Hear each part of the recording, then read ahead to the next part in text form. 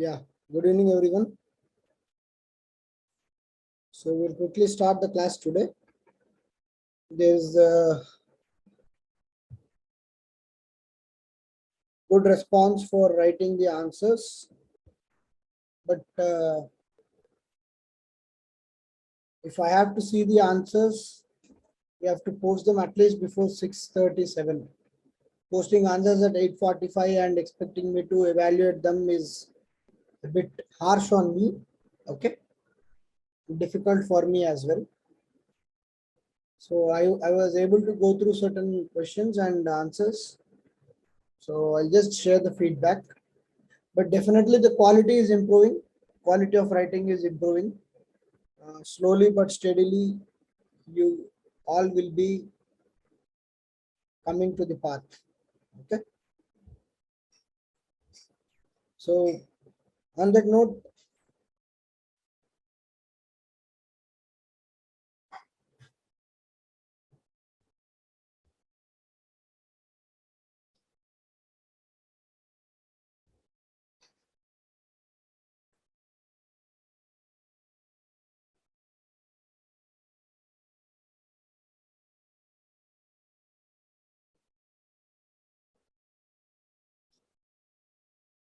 I'm just trying to open the questions.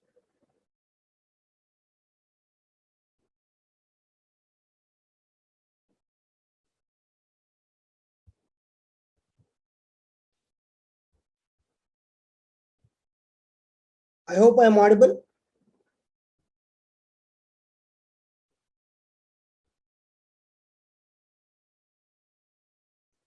Am I audible?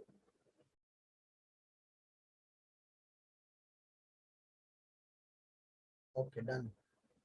Fine. Let's quickly get into the first question. So today questions are, I would say, slightly easy to moderate, except for the third question, which is to an extent tough. And I've seen that most of you could not attempt it in a proper way, the third question. But the first question, second question, and fifth question. Okay, so first, second, and fifth, I would categorize them as relatively easy. Okay. In second question, you are expected to give certain solutions to mitigate the problem of feminization of agriculture. In fifth question, the examiner himself has given you two statements for comparison, and then you have to logically conclude. In the first question, it's a straightforward question. You have to give arguments in support and against.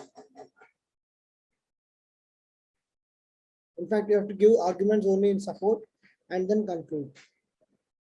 Okay, so 1 second. See the first question and take a couple of minutes, and as usual, like last class, you have recorded very good answers and posted them in the group for the benefit of everyone. So the first question today will be handled by Sumant. Sumant, are you available?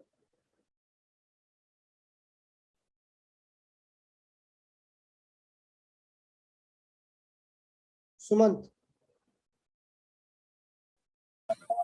Yes, sir. Yes, sir. I'm available, sir. I'll do it. Yeah, you just note down the model answer for the first question, type it, and later share it in the group. Okay. So, Sir, it was breaking. Can you repeat, sir? just enter the model. You just note down the model answer for the first question as we discussed, and later share it in the group for everyone's benefit. Yes, sir. Sure. I'll do it, sir. Okay, done.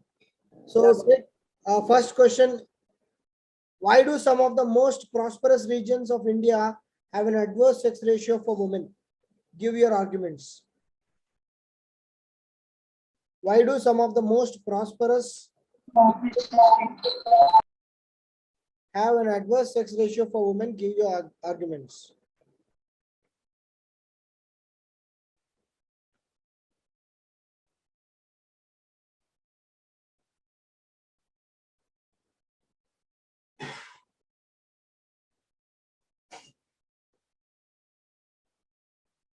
Rajni,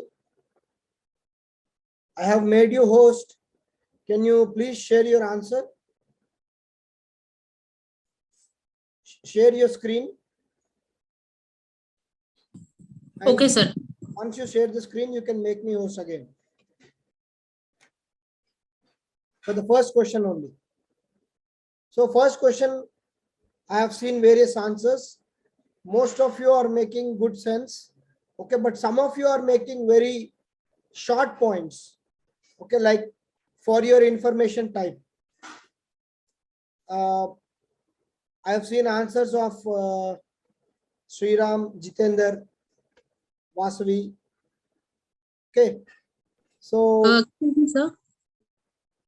your screen is Is the visible. screen? You Thank you. can open the answer.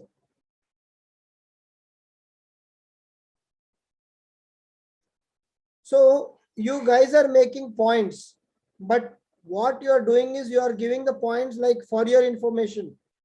Okay, you have to be more detailed, more specific. Okay, you have to be more detailed, you have to be specific, and also elaborate points.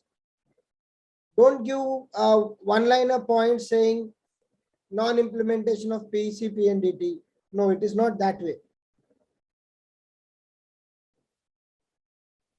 Sir, Yeah. you have to make me host again because once I make you the host, Okay, I you cannot. fine. You keep sharing the screen. Okay, sir. After the answer is completed, you can make me back the host. Okay.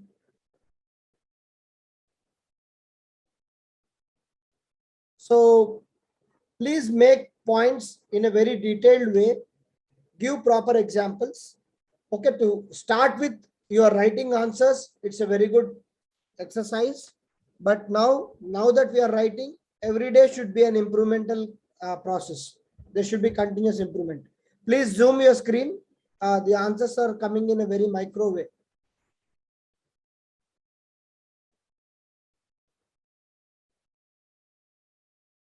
Fine. Now this is good. I hope everyone is able to read the answers of Rajni, right? I am able to see the answer. Everyone is able to see the answer. Yes, sir. Visible, sir. Fine. Okay. Introduction, she has given sex ratio is the measure of number of females per thousands. Okay, but here, okay, she has given the 2011 statistics. But be very careful, Rajni. You have given a wrong statistic. Okay. What is the sex ratio as per 2011? Anyone? It is 940. Yes or no? Am I audible?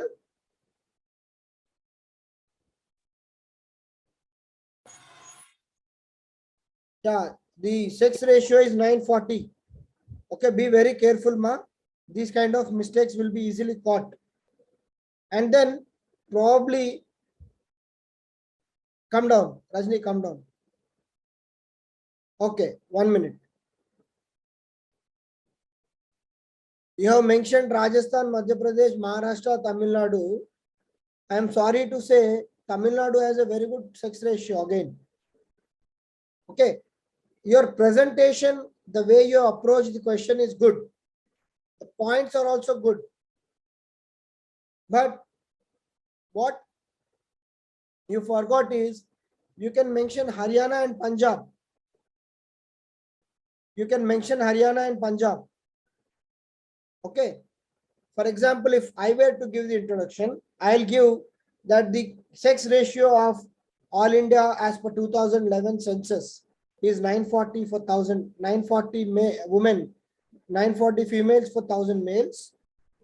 While the average of India seems to be improving, the prosperous states like Haryana and Punjab have sex ratio of less than 900. You need not mention the exact number, less than 900. The reasons are, then come to the reasons. The second point you have elaborated in a better way. But the first point, see, I'm picking the answer and giving feedback right away. Okay, wherever there is a positive, I am giving positive point. If there is something to improve upon, I am just adding some improve. So just because I am highlighting someone's answer, it's not that I am trying to focus on them or I am trying to point out at them. Let's take it in a very positive spirit. Rajni, are you okay with it? Hello? Yes, sir. Not an issue, right? Yeah.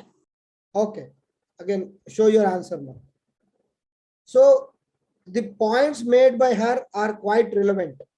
Preference to male child, okay, or son meta preference. Try to use these kind of jargons which is being used in economic survey. This question came in the particular year because economic survey gave a very big chapter on meta son preference. If you remember, Mr. Arvind Subramaniam was there as the chief economic advisor, and he made one. In that year, the economic survey was printed in pink, and there was one complete chapter which was dedicated to why male children were given preference. It was called son meta preference. Okay, so that is one point. And then in these states, in states like Haryana and Punjab, because they are prosperous states, there are a lot of access to sex selection methods. That point was missing in most of your answers. Sex selection methods. Why does sex ratio decline? Only when they know that girls are going to get born, they will try to abort that fetus. So that means they have access to sex selection methods. Okay, and the third point is quite relevant. Girls' child will be generally considered as others' property. They get married and go away. Issues of dowry. Issues of dowry. You can elaborate the point here. Issues of dowry looks like very small, one word. So issues of dowry and the evils associated with dowry. Okay. Rajni, I was trying to see your answer. Please share the answer.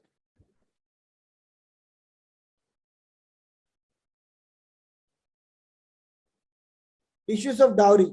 Okay. And then you can add points like patriarchal society. Okay, come down, ma, Rajni. Patriarchal society. Okay.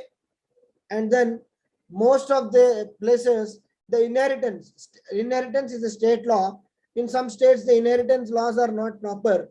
Okay, while the Supreme Court judgment has given equal rights, but the conditions are very tough. Okay, and even today, those judgments are not properly implemented.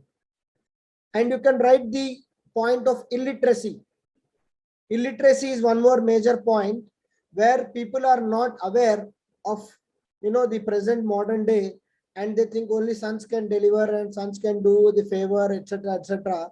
So illiteracy is another issue. So sex selection methods, female feticide, illiteracy, patriarchal mindset of the society, issue of dowry, inheritance laws, girls being considered others' property, etc. Come down now.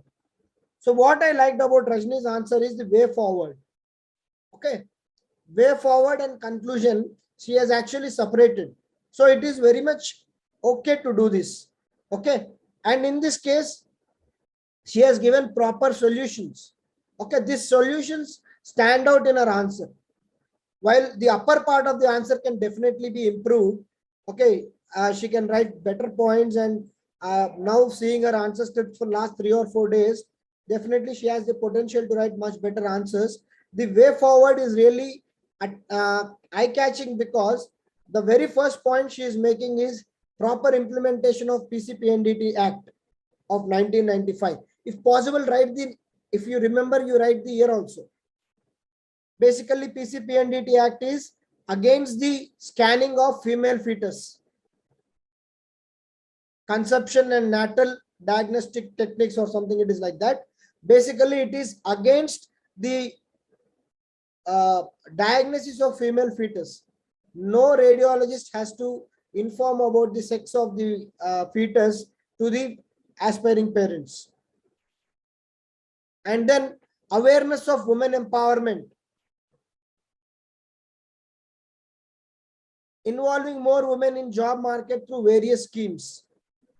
Further, you can write extending the government schemes like Beti Bachao, Beti Padhao, Sukanya Samruddhi Yojana. All these will, I told you, right, in society, the more number of examples and government schemes you write, the more better your answer will look. Write about schemes like Beti Bachao, Beti Padhao, Sukanya Samruddhi Yojana. All these schemes are exclusively to improve the sex ratio. And then the last point also is very good. SIG and NGO to work for changing the social attitudes of the rural folk or the people.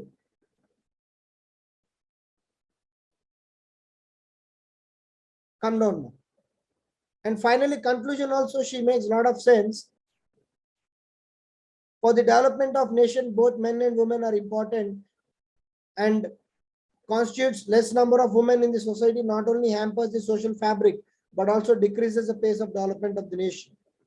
So very good conclusion, good way forward, and a decent introduction. So it's overall a very decent to above average answer, because she finished off very well.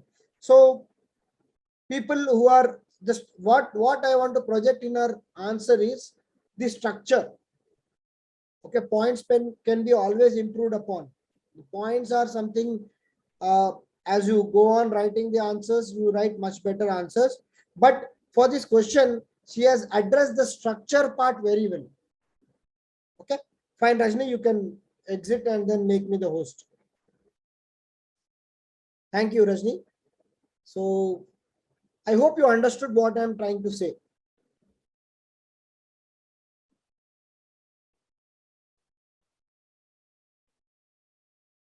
Is it clear to everyone? Is the first answer clear to everyone? And did you understand the structure? Did you understand the structure?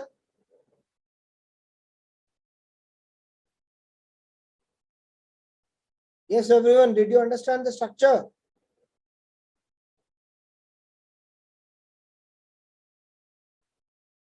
Okay, fine. Let's go to the second question. Discuss the various economic and social factors that are driving increasing feminization of agriculture in India.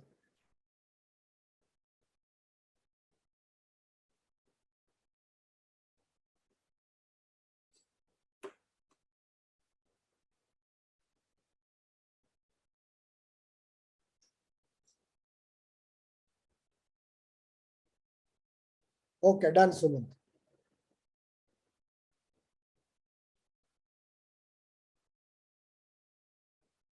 So for this question, Sriram, I am enabling you to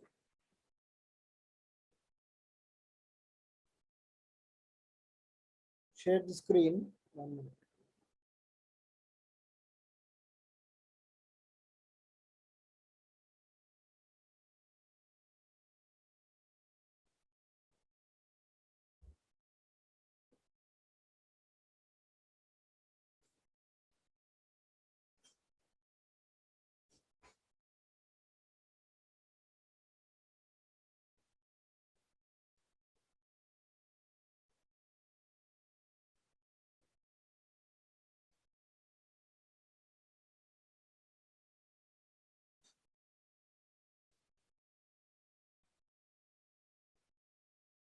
Yeah, Sriram, can you share your screen? Yeah, sir, I'm sharing.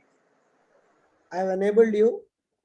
So again, for this answer, Sriram's presentation was good, and so was Vaishnavi's presentation, and others' presentation also was decent, but the points were missing.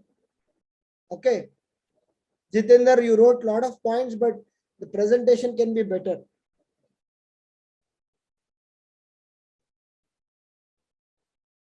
Yeah, Sriram, are you sharing? Okay, sir.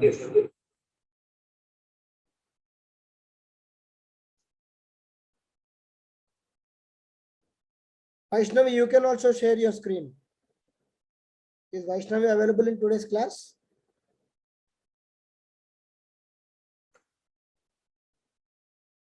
Please share your screen. So going forward, we'll try to make it interactive. The answers will come from you. The answers will be refined by you.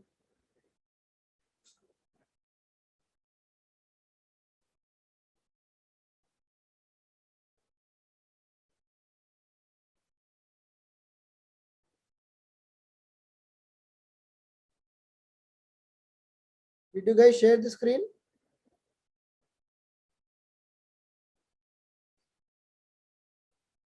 Multiple participants can share the screen simultaneously. Okay, right. Fine. Okay, I have stopped sharing. Who has shared now? Sriram. Yeah, Sriram, come to your second answer. Yeah. See, one good thing about Sriram, come first show your entire answer.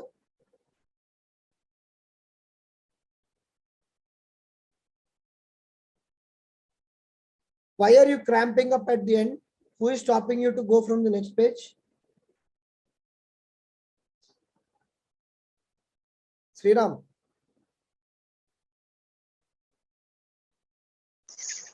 Sir, I'm trying to restrict myself.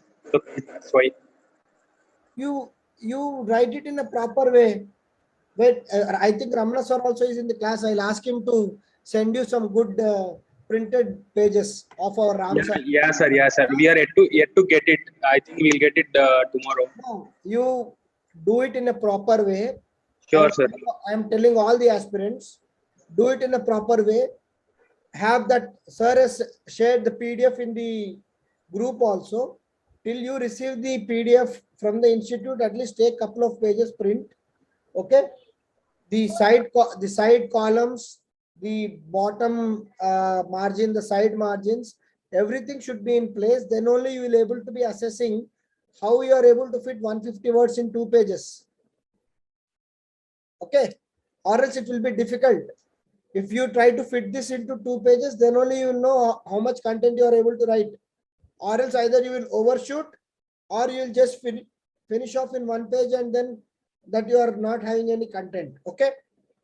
Having said that, the presentation of yours, now slightly zoom it. You can see the question is basically about discuss the various economic and social factors that are driving increasing feminization of agriculture in India. So he has given a brief introduction about what is feminization and mentioned NSSO data. So very good, crisp, solid and impactful introduction. You see the introduction hardly 3 or 4 lines. That's what I keep saying, right? Don't overdo the introduction. Feminization of agriculture means the increase of women's participation in agricultural activities. Yes. According to 2017-18 NSSO data, more than 70% rural women are engaged in agricultural work. He has made a statement, substantiated the data. So as an examiner, I have very little to debate about his point. So straight away I am moving down. At least I am now interested in reading his answer. So economic factors affecting feminization of agriculture. So instead of writing 1, 2, 3, 4, he knows that this question will be answered by everyone. So let me try to be innovative. So he has chosen this form of representing points in a figure way. Economic factors, one thing he has mentioned migration. Okay. And then he has mentioned poverty, gender wage gap, which is again a very relevant example, and demand for agricultural labor. Okay, and below each and every other point, he is again expanding that point or explaining that point. He has not only mentioned gender wage gap and left it there. While he has done similar thing in the first question, in second question he made much more elaborate attempt to explain what he is doing. So I am able to see the entire economic factor in one go, and I understand that is making sense. And come to the socio-cultural factors. Come down. Women are allowed to work only in agriculture, okay, other than houses. And women's age is growing, and hence now women are now trying to get into agriculture. And somewhere when there is a joint family system, women tend to go to agriculture and help men. And the cultural factors, obviously the joint family is a cultural factor.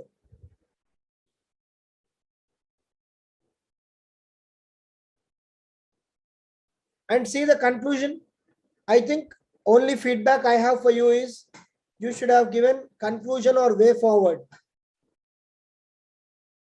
Sriram, way forward you must have given and then written this paragraph. Yeah, okay, sir. So the increasing feminization of agriculture and migration of males will not be sustainable in long term ahead. The availability of proper working conditions and opportunities will help in addressing the issue, as feminization of agriculture is the extra burden on women along with the household activities, which may cause other issues like health and impact child care. So while writing answers as you go on reforming, be careful with the choice of words. Impact child care is a much better meaning word than no proper child care. Looks very colloquial language. Okay, so this answer is very good. So you can exit now, Sriram. Vaishnavi can share. Vaishnavi, you can share. So most of you have made relevant points. Even I've seen the answers of Renuka. She also made a lot of very good points, especially for the third answer. I'll ask her to share that. Yeah. First of all, your handwriting is very, very good, Vaishnavi. And see, she has chosen another way of attempting the answer. See, I'm just trying to show different ways because Sriram's answer is also eye-catchy. Vaishnavi's answer also is eye-catchy. Basically, when you know that a question is attempted by many people in a very good way, what I'm trying to say is all you need to focus is on presentation. I hope I am making sense and you are all able to understand what I'm trying to say. I have shown answers of same question in two different ways and both are having same content. If you see Vaishnavi's content, can you zoom it, ma? You see the content Vaishnavi and Sriram have written are almost 80% similar. 80% similar. But what they have done is only presented in their own strengths. What is strength of Sriram may not be strength of Vaishnavi. So the bottom line is don't get carried away by so-called topper copies or topper what they are doing. Stick to your strengths and present them as per your strength. Be in your comfort zone and excel. What worked for Anudeep or Tina Dabi will not work for you.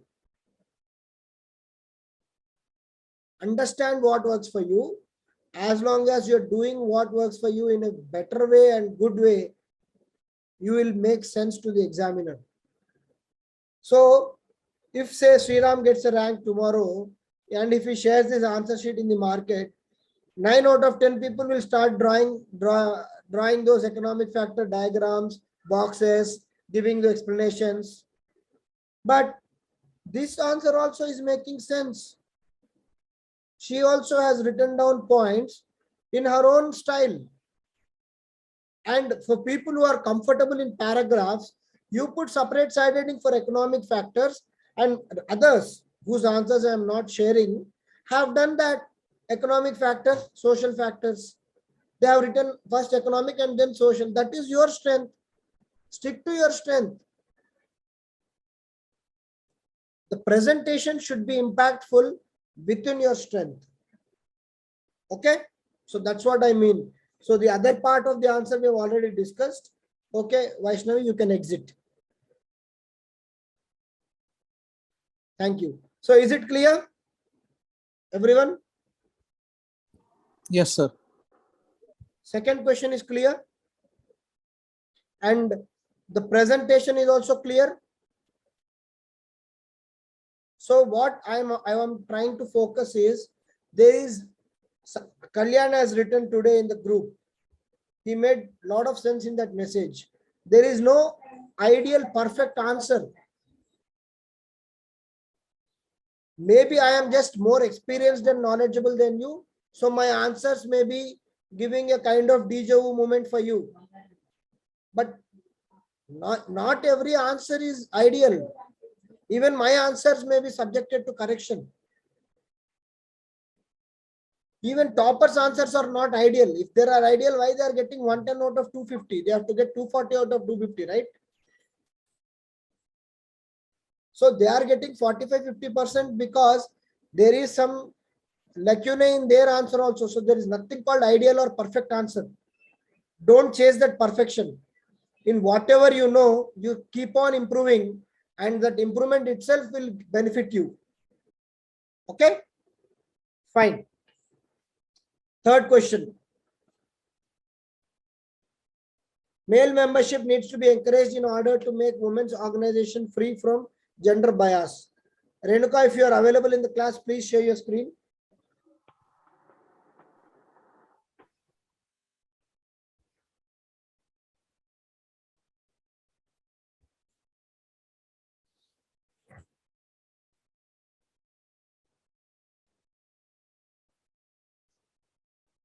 Yeah, Renuka, can you share your screen?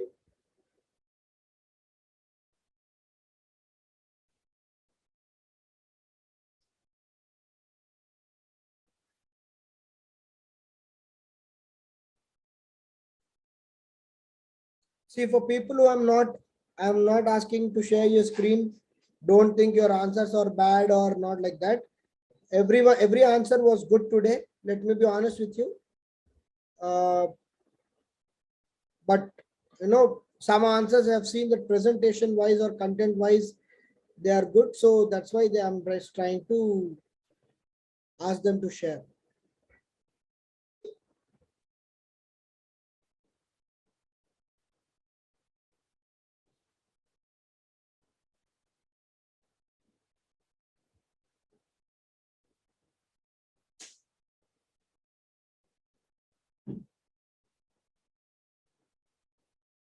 So for this question, I have seen that most of you have not answered in a proper way. Okay. The basic question is, male membership needs to be encouraged in order to make women's organization free from gender bias. So it is another way around.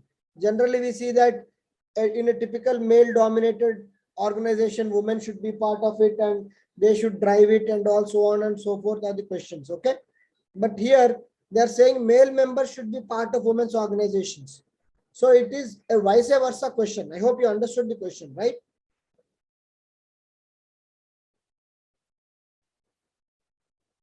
Okay, come to the introduction part, Renuka.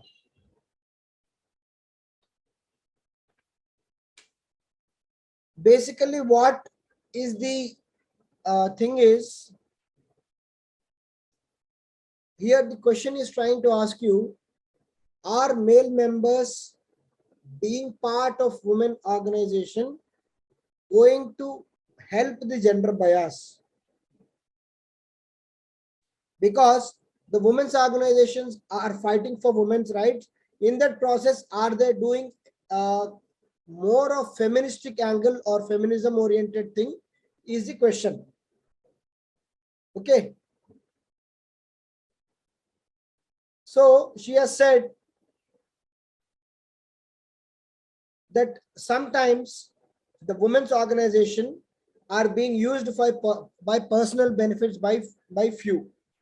Okay, so it's not a controversial statement. She has made that sometimes the female oriented organizations are indirectly trying to favor few individuals. So come down.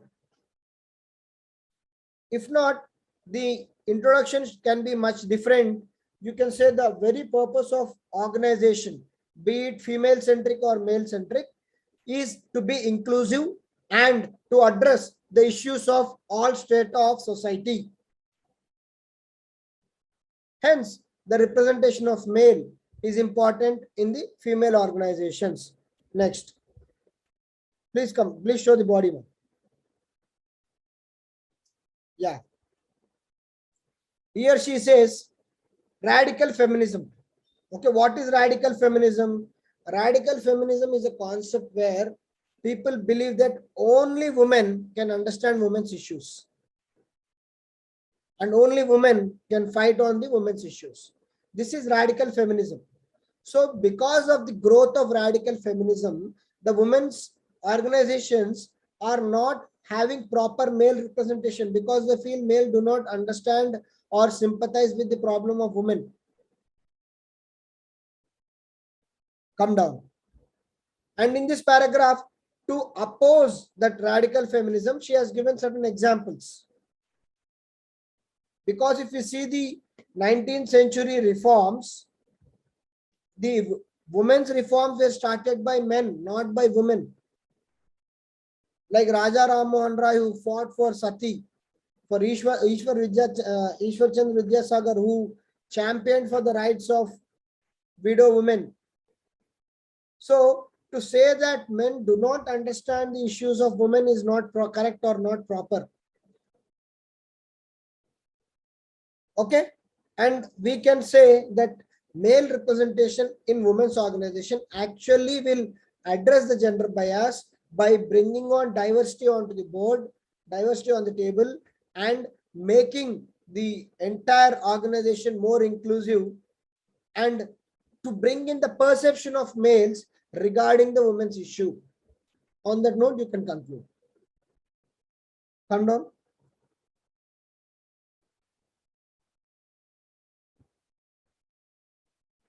Okay, fine. Renuka, you can exit. Understood? Is it clear?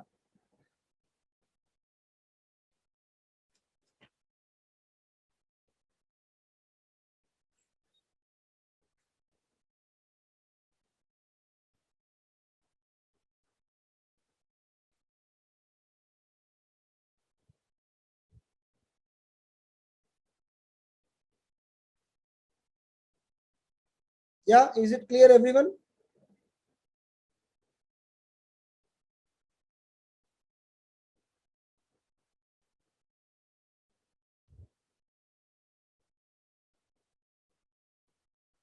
Yeah, see the next question.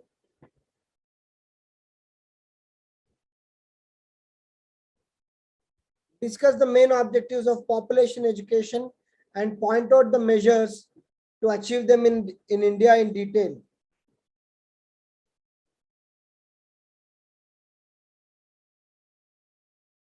Population education.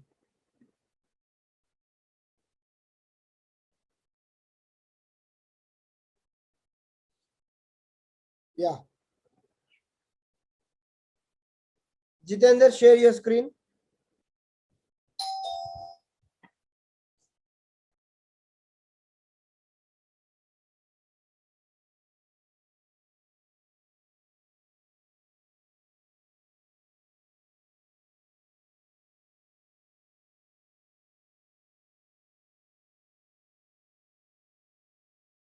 Jitendra, share your screen.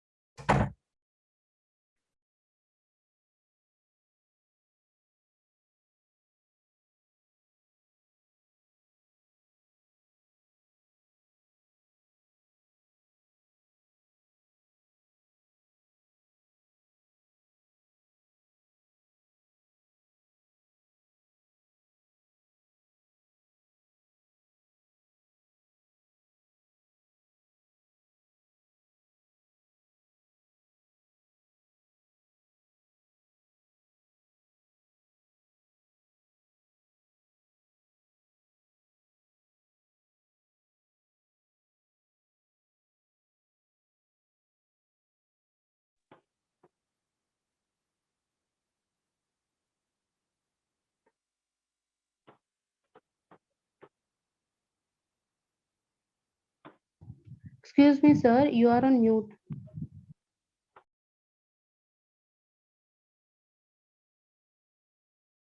Yeah, Jitendra, slightly zoom out and show the question also. And Jitendra, for this question, you have written a very good answer. But as usual, the only feedback to you is about the presentation. Improve your presentation fashion, slightly better handwriting. Of course, it has improved a lot, I can see. Okay, fine. So discuss the main objective of population education and point out the measures to achieve them in India in detail. So obviously population education is a very new term we are hearing. So we need to define it. What is population education? It's a program which provides study of population situation of family, community, nation, and the world with the purpose, come down, with the purpose of students' rational and attitude in a responsible behavior. Basically, it's a 250 word question, and hence 4 or 5 lines of introduction is okay.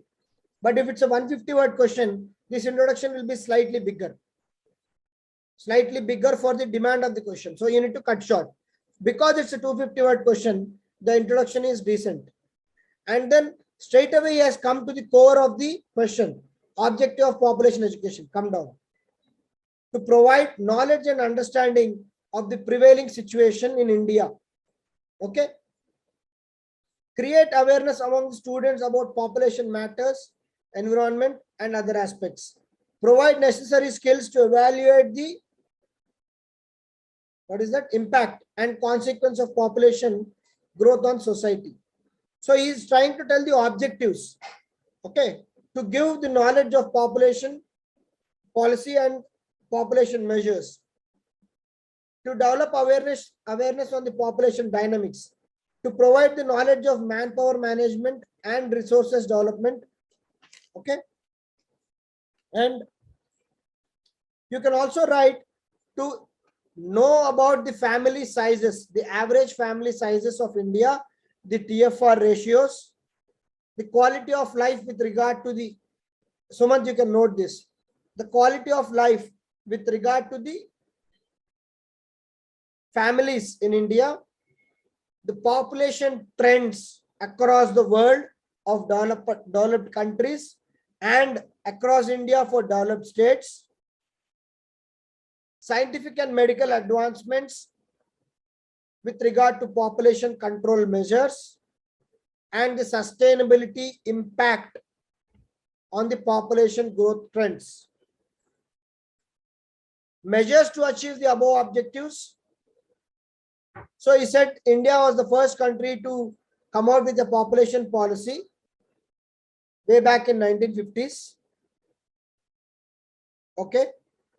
Then we can also talk about the National Family Planning Program, which has the overall objective of bringing the TFR to 2.1.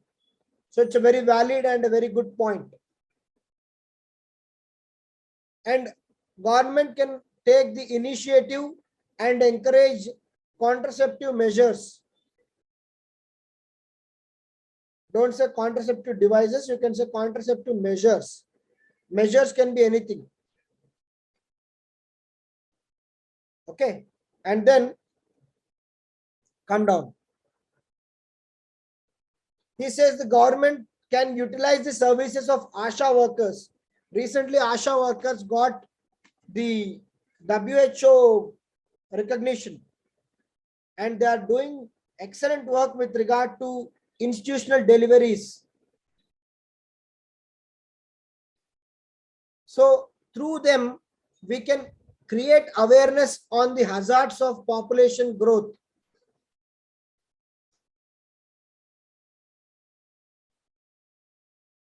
Conclusion could have been much better. Introduction and the other body of the answer was really good, Jitendra. Conclusion should be much more impactful and futuristic oriented.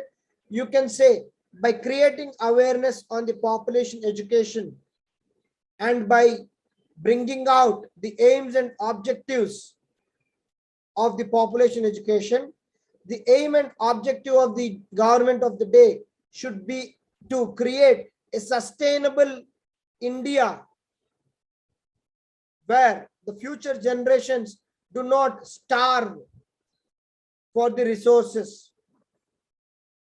That way, we are saying that the ultimate aim of the population education is to create sustainable growth.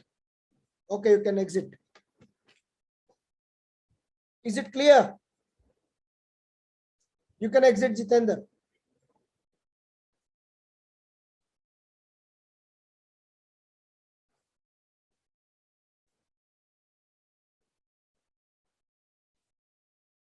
So for such questions, always have futuristic oriented solutions. What is the basic aim and objective of population education?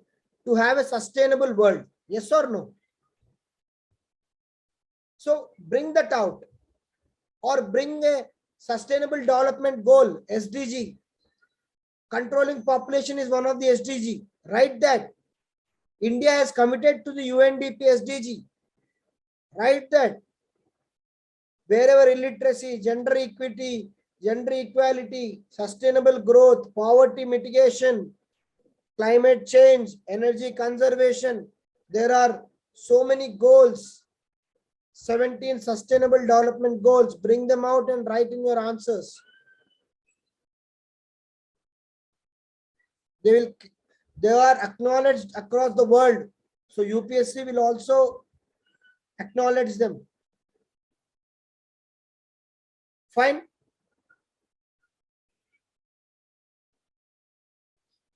Last question of the day. Critically examine whether growing population is the cause of poverty or poverty is the main cause of population increase. So it's like a typically essay paper. It's a typical essay question like. So you need to first say poverty causes population, second population cause poverty, and then conclude that both are interrelated. If one grows, the other grows. So Suman, just share your answer.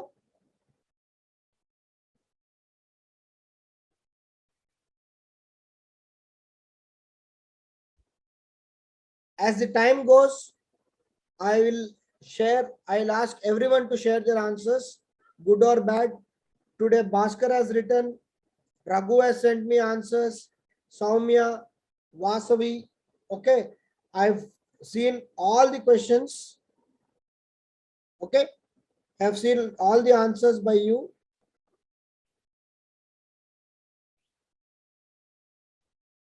Navya has sent me answers. Anil has sent me answers. Okay. So Anil, your presentation also is really good. Your handwriting is really good. Slightly work on the content. Bhaskar, definitely some good answers. But as you said, you need to write more answers to get the content. No issue. Whatever you could remember, you wrote. It's a very good attempt. Navya, you maintained your usual standards. Very good answers. And the presentation of that economic and social factors is really good by from your side also. You mentioned government schemes. A very good way of presenting the answer. You have mentioned government schemes. You have asked for gender budgeting. So very good way of presentation, ma'am. And the first question also you have answered in a very good way. Soumya, your answers also have seen. Good content, good presentation, but bring out more examples in your answers.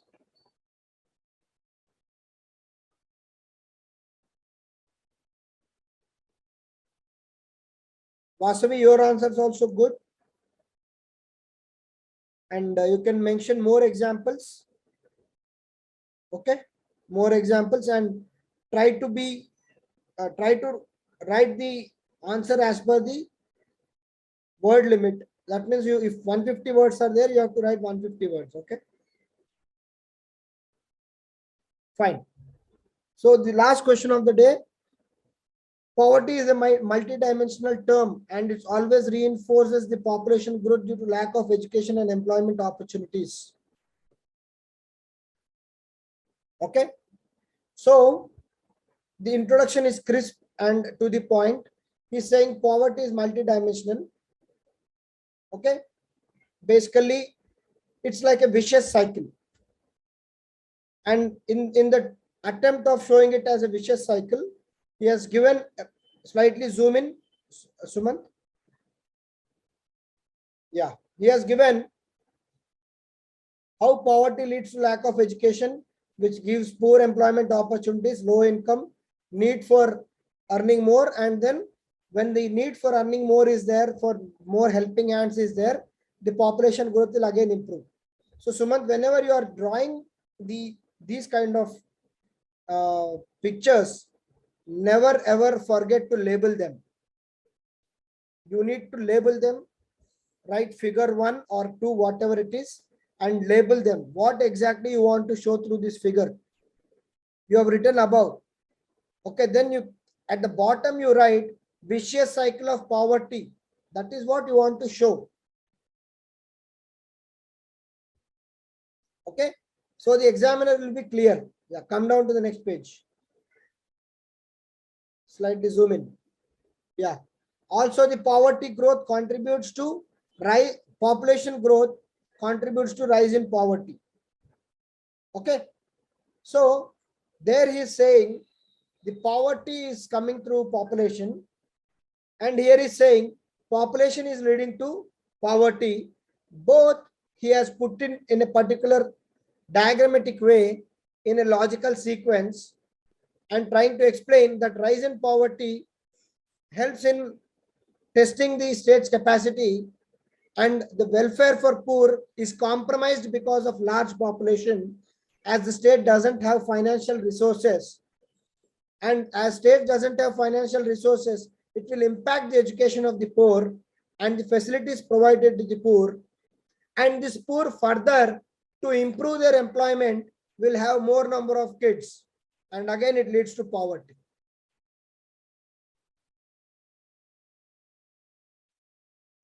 So come down. So way forward should be slightly holistic and comprehensive, Sumant. You cannot give these one-liners or one words for the examiner. Okay. If you see the question number 2 presentation of Sriram, he is mentioning that one line, but below that line is expanding what he is trying to mean. So deepening population education through government intervention and spreading proper awareness about the usage of contraceptives. That can be the first point.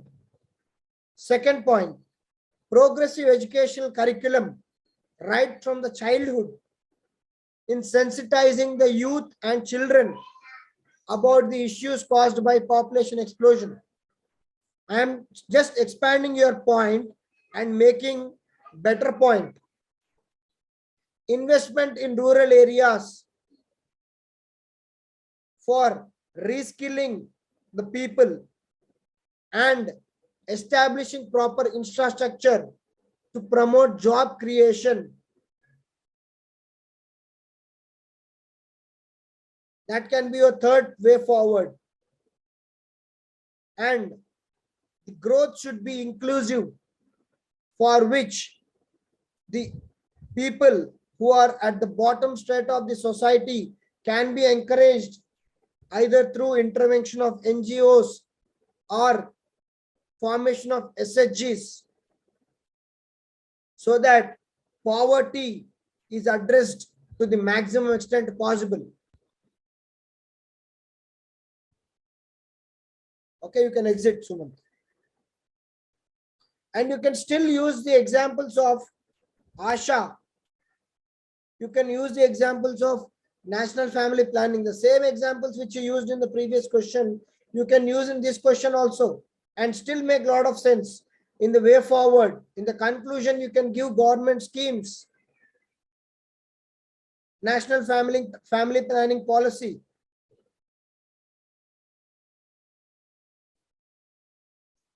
Again, you can conclude saying that poverty and population are two interrelated concepts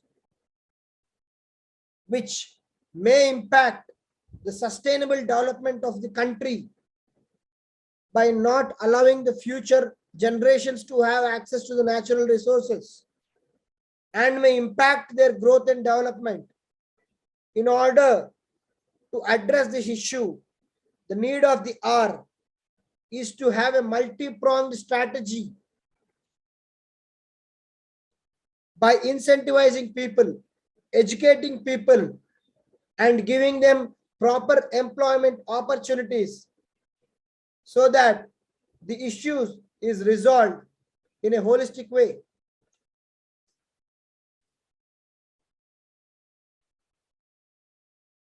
Clear?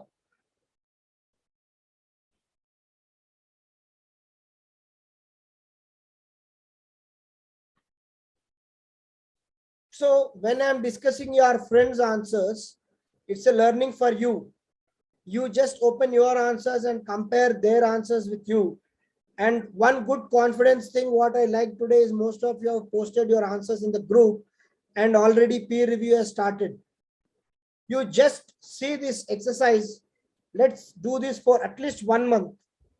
Then even when one fine day, when myself and Ramana sir, when we request you not to do it, you'll keep doing it. It becomes contagious.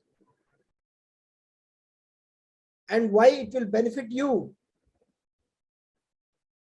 When you see so many answers, Sriram has written answers, Jitendra has written answers, some 8 or 9 people have today have written answers, and some of the answers are very good.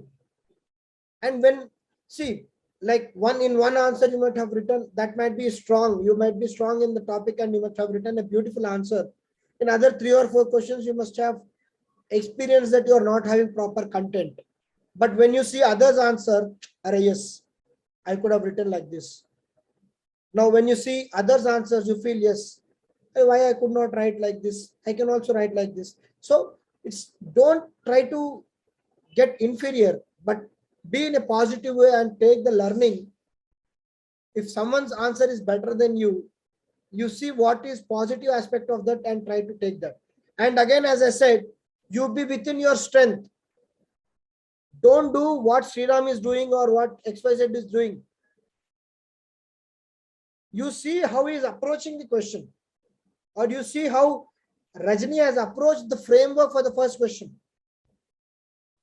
So you see the framework and then be within your comfort level and then perform or give your best. Okay. So the basic intention is to only make you all realize that you have made some good answers. There are certain improvements over and above what you have written. There is certain framework to be followed. And if the framework is slightly deviating, I'm just trying to correct that. And wherever the conclusion is, introduction and conclusion are not up to the mark, I'm just trying to correct them. And in this process, I am giving my own model answer, which again, today Sumant will post. Unfortunately, I could not nominate one for each question. So Sumant, the onus is on you. Okay.